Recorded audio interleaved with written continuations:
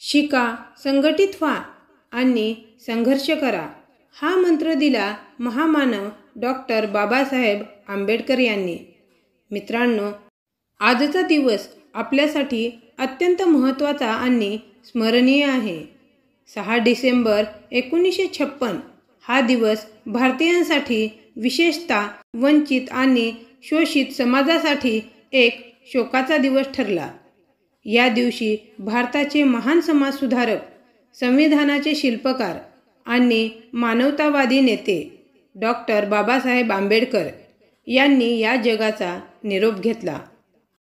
त्यांच्या महान कार्याचे स्मरण करणे आणि त्यांच्या विचारांचा वारसा पुढे नेणे हीच त्यांना खरी आदरांजली ठरेल।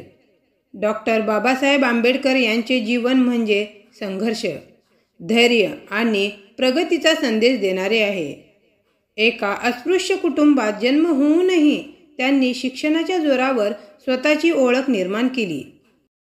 बाबासाहेबांनी आपल्या शिक्षणाच्या प्रवासात जगातील सर्वोत्तम विद्यापीठामध्ये शिक्षण घेतले आणि भारताला एक नवी दिशा दिली।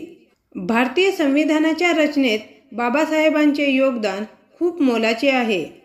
त्यांनी समाजातील प्रत्येक घटकाला समान हक्क, स्वातंत्र्य आणि न्याय मिळावा यासाठी संविधानामध्ये योग्य त्या तरतुदी केल्या। त्यांच्या विचारांमुळे आज आपण एक स्वतंत्र, लोकशाही प्रधान आणि धर्मनिरपेक्ष भारतात जगत आहोत। बाबासाहेबांनी केवळ कायदेशीर सुधारणा केल्या नाहीत, तर समाजामध्ये सुधारणा व्हाव्यात यासाठी सुद्धा मोठा लढा दिला।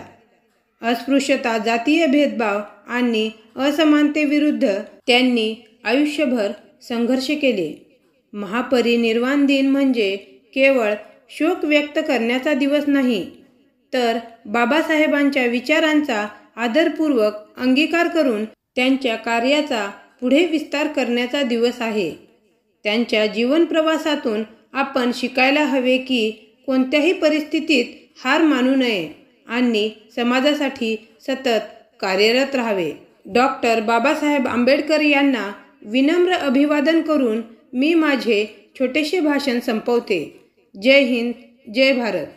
मित्रांनो, असेच नवनवीन आणि सुंदर एज्युकेशनल व्हिडिओज पाहण्यासाठी आमच्या चॅनलला सबस्क्राईब नक्कीच करा।